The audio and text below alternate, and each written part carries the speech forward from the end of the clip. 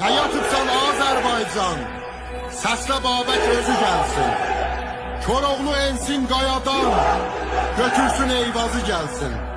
Millətimiz gəlib zara, necə oldu dinlənən sara? Xan çobanım gedib hara, əldə telli sazı gəlsin. Səslə Babək özü gəlsin. Araz dola aşağı daşa, otay utay haraydaşa. Harda qalıb Zeynəb Paşa, gəl gözü gəlsin. Səslə Babək özü gəlsin. Bazarını getdin cana, savaran təndir dastana. Ocaq qala təndir yana, hardamışın söz gəlsin. Səslə Babək özü gəlsin.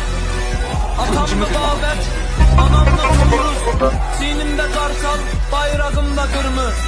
Qurtlar dərəsi, bura Türkün mərəsi, Bakirlər yurdu, Səttarxanın qələsi.